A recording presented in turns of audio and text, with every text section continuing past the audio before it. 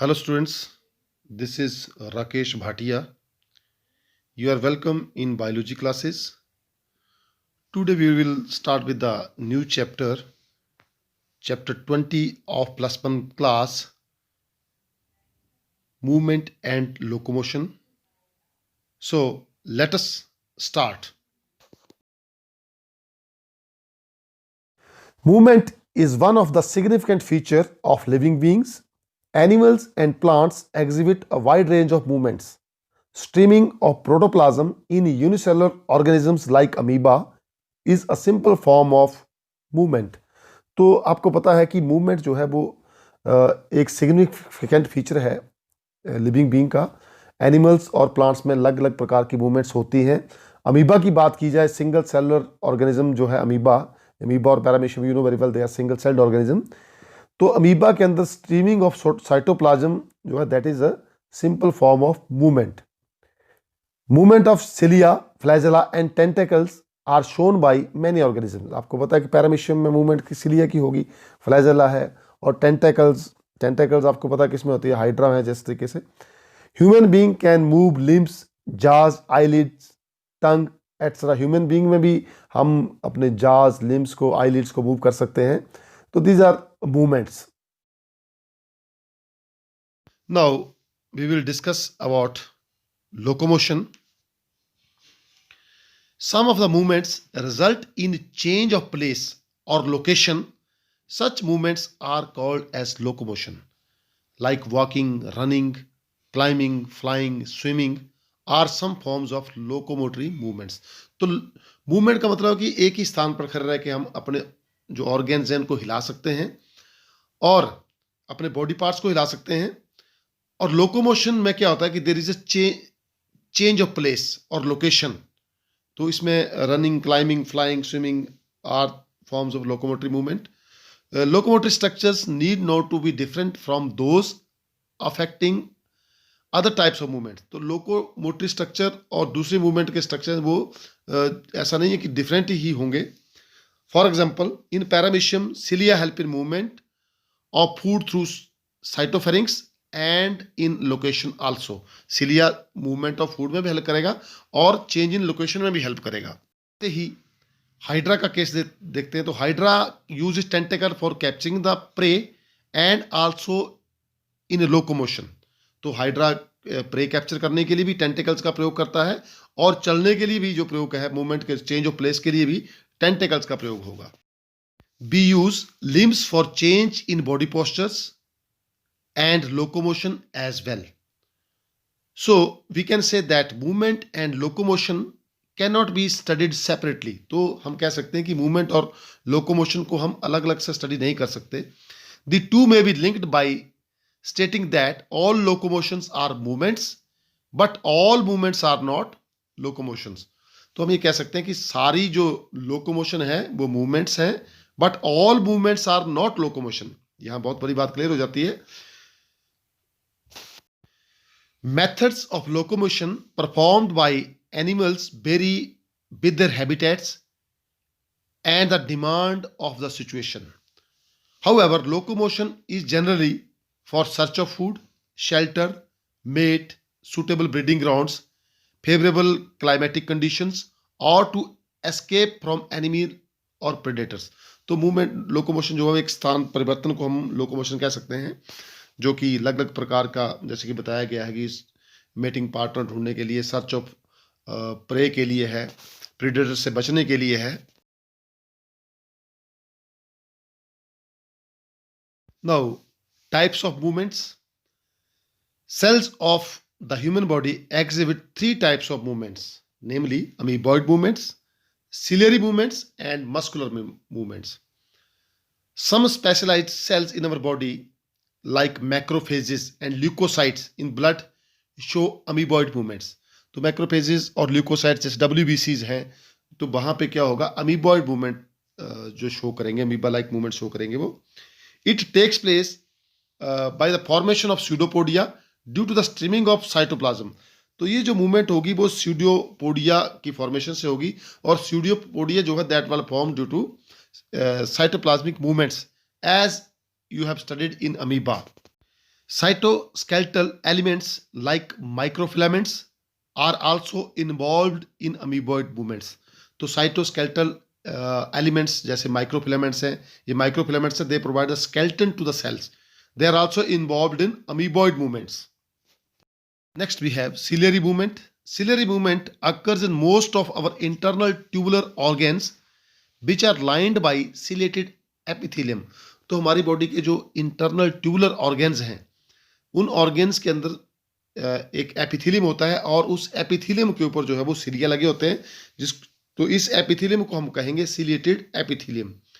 The coordinated movement of cilia in the trachea helps in removing dust particles and some of the foreign substances held along with atmospheric air. तो atmospheric air के साथ हमारे trachea में अगर कोई unwanted particle चला जाता है तो सिलिया की जो कोऑर्डिनेटेड मूवमेंट है वो उसको बाहर निकालने में हेल्प करती है. पैसेज ऑफ ओवा through female reproductive tract is also facilitated bye ciliary movement. तो फीमेल रिप्रोडक्टिव ट्रैक में जो एग का जो मूवमेंट है that is also facilitated bye ciliary movement. Next we have muscular movement. Movement of our limbs, jaws, tongue requires muscular movement. तो हमारे बाजू जो लिम्स है, बाजू है, टांगे हैं, इनको हम बोलेंगे four limbs and hind limbs. हमारा जा है, जब हम बोलते हैं तो हमारे जा की मूवमेंट होती है, टंग की मूवमेंट होती है. तो इस प्रकार की मूवमेंट्स को हम बोलेंगे muscular movements because these are coordinated by muscles. The contractile property of muscles are used for locomotion and movement of human beings and majority of multicellular organisms.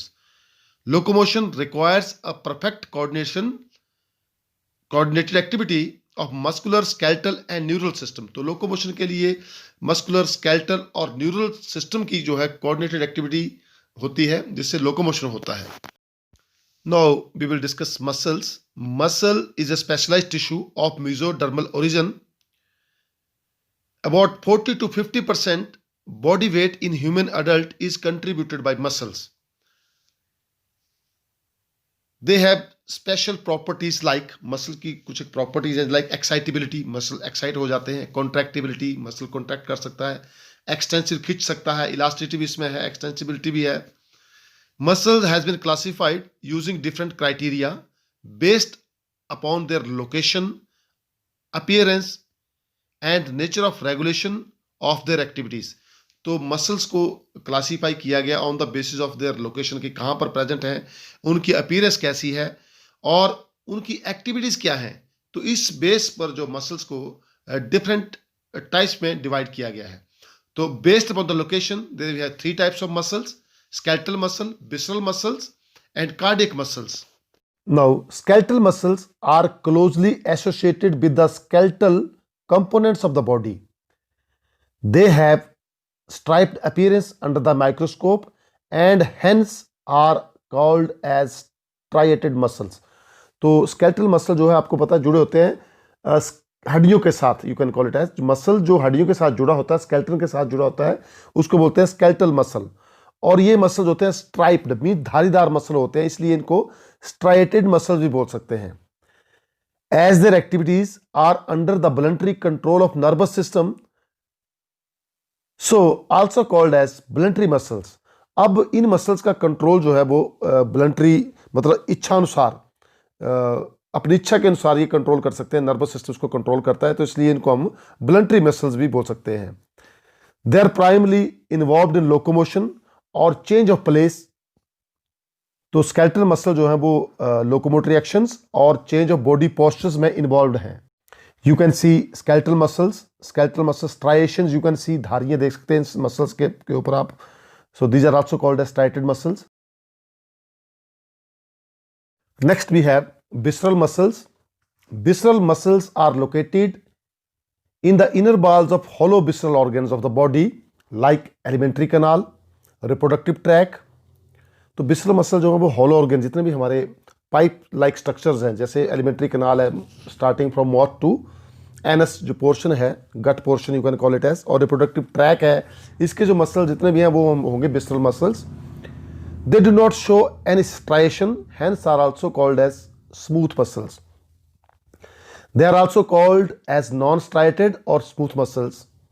Their activity are not under the voluntary control of nervous system and are therefore known as involuntary muscles. तो इनको हम जो है वो involuntary muscles, smooth muscle fibers are called as involuntary muscles. They assist the transportation of food through the digestive tract and gamete through the genital tract. तो इनका जो बिसल muscles का काम है कि transportation of food and transportation of gametes through the genital tract. तो you can understand visceral muscles very well. You can see smooth muscles, they have no striations, also called as unstriated muscles or involuntary muscles. Next we have cardiac muscles. As the name suggests, cardiac muscles are the muscles of heart. तो heart के muscles को हम कहेंगे cardiac muscles. Many cardiac muscle cells assembles in the branching pattern to form a cardiac muscle. तो बहुत सारे इनके ये जो मसल है इनका पैटर्न ब्रांचिंग भी हो सकता है. Based on the appearance cardiac muscles are striated. इनमें भी स्ट्राइएशंस होंगी. They are involuntary in nature as the nervous system does not control their activities directly. तो जो कार्डियक मसल है इनकी जो activities these are also not controlled by nervous system, so they are also called as involuntary muscles. तो हमने देखा कि visceral muscle भी इनवॉलंटरी मसल थे और कार्डियक मसल्स भी इनवॉलंटरी मसल्स हैं और स्केलेटल मसल जो है that are voluntary muscles. Voluntary means they are under the control of nervous system. You can see cardiac muscles, network of cardiac muscles, muscles of heart.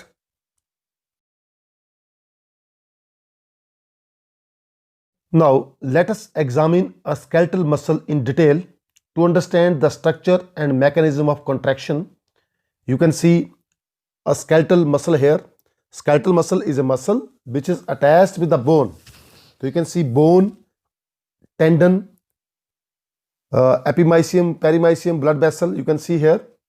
So each skeletal muscle in our body is made up of number of muscle bundles or fascicles held together by common collagenous connective tissue layer called fascia. तो skeletal muscle जो है वो बहुत सारे muscular bundle और fascicles के मिलने से बड़ा होता है और ये फैसिकल्स जो है आपस में जुड़ी होती है due to common collagenous connective tissue जिसको हम बोलेंगे fascia. Each muscle bundle contains a number of muscle fibre as you can see in previous figure. तो मसल बंडल में बहुत सारे मसल फाइबर्स होते हैं, आपने देखा भी, डायग्राम बना लीजिए डायग्राम ये. Each muscle fibre is lined by the plasma membrane called sarcolemma enclosing the sarcoplasm. तो मसल फाइबर की जो मेम्ब्रेन होती है, प्लाज्मा मेम्ब्रेन होती है, उसको हम बोलते हैं सार्कोलीमा और उसके अंदर का जो साइटोप्लाज्म होता है that is called as sarcoplasm. Muscle fibre is a syncytium as sarcoplasm contain many nuclei. Muscle fibre को हम सिनसाइटियम भी बोल सकते हैं क्योंकि साइटोप्लाज्म जिसको हम बोलते हैं सार्कोप्लाज्म उसमें बहुत सारे न्यूक्लियाई होते हैं. In the diagram, you can see plasma membrane that is also called as sarcolemma. You can see single myofibril, endoplasmic reticulum that is also called as sarcoplasmic reticulum of muscle fiber is storehouse of calcium ion. तो endoplasmic reticulum जो muscle fibre cell का endoplasmic reticulum होगा उसको बोलेंगे sarcoplasmic reticulum और sarcoplasmic reticulum is a store house of calcium ions. So you can see in the diagram and draw this diagram on your notebooks. You can see a very much clear diagram of a single myofibril. Characteristic feature of muscle fiber is the presence of large number of parallelly arranged filaments in the sarcoplasm called myofilaments or myofibrils. You can see a myofibril. We have thin filament that is called as actin filament and thick filament that is called as myosin filament. You can see I band, A band, Z line, H line and sarcomere. तो myofibril or fibril complex organelles composed of bundles of myofibril. तो bundles of myofilaments that forms myofibril. You can see various bands, I band, A band, Z line, H line, Z disc. So this is the characteristic features of muscle fiber and you can draw this diagram on your notebooks. Each myofibril has alternate dark and light bands. A detailed study of myofibril has established that striated appearance is due to the distribution of pattern of two important proteins, actin and myosin. तो एक जो muscle fibril है, myofibril है, उसके बीच में दो important proteins होते हैं. एक प्रोटीन है एक्टिन प्रोटीन और दूसरी है myosin. The light band contains actin and is called as I band और isotropic band, whereas dark band is called as A band or anisotropic band and contain myosin protein. तो I band के बीच में actin protein होगी और A band के बीच में myosin protein होगी. Both the proteins, that is actin and myosin, are arranged as rod-like structures parallel to each other and also to the longitudinal axis of myofibrils. तो दोनों protein जो है parallel भी arrange होगी और लॉन्गिट्यूडिनल भी myofibril के एक्सिस में अरेंज्ड होंगी. You can see in the diagram again, actin filaments are thinner as compare to myosin filaments, hence are commonly called as thin and thick filaments respectively. तो actin filaments को हम thin filaments बोलेंगे और myosin filaments को हम thick filament भी कह सकते हैं. In the centre of each I band is an elastic fiber called Z line which bisects it. तो सेंटर में देखिए आप जेड लाइन है जो एक्टिन और मायोसिन फिलामेंट को अलग कर रही है एक दूसरे से. You can see in the diagram Z disc, H line and difference between two bands that is called as sarcomere. You can see sarcomere also. So this is all about the muscles, skeletal muscles and about the myofibril. So that's all. आगे हम अगले lecture में अगला topic muscle contraction की बात करेंगे. Thank you and have a nice day.